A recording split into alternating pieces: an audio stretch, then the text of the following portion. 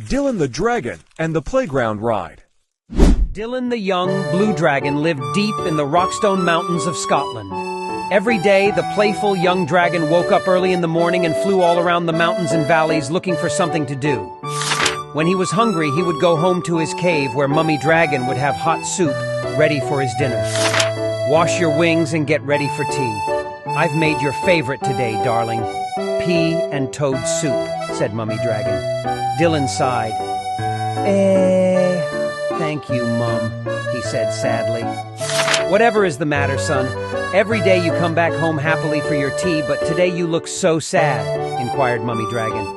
Well, how about this for an idea? Why don't you fly down to the village playground and see if the children there want to play with you? Dylon woke up bright and early the next day. He was very excited that he would soon have friends to play with every day. He put on his baseball cap and school tie and flew past the valleys and mountains until he reached the little village of Falkirk. He glided down to a passerby to ask for directions to the children's playground.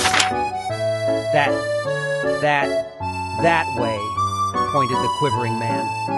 Oh, he must be cold, thought Dylon. After all, humans don't breathe fire like dragons, so they must find it very difficult to keep warm. Not long after, Dylon the dragon came in for a swift landing in the center of the playground. The playground was filled with smart young children in bright red and gray uniforms with their school ties. Dylon tugged at his tie and cleared his throat. He felt very well dressed for the occasion. He was about to open his mouth to introduce himself when he suddenly heard, "Ah! Run! It's a dragon! He's going to burn us alive!" yelled one of the young boys. All the children ran frantically towards the exits and disappeared in no time. Dylon sighed sadly. All he wanted was some friends to play with, but clearly humans were very scared of dragons. He flew home with his head hung low to see what Mummy Dragon had made for tea.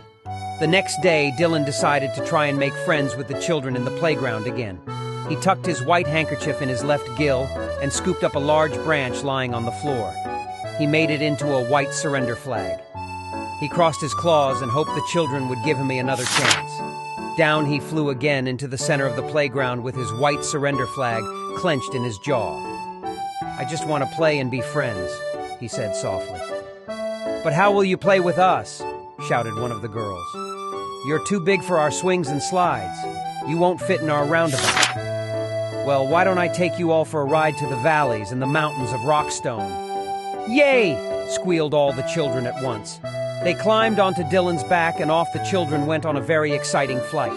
From that day, Dylon and the playground children were friends, and every day Dylon, the dragon, would take the children on the best playground ride ever.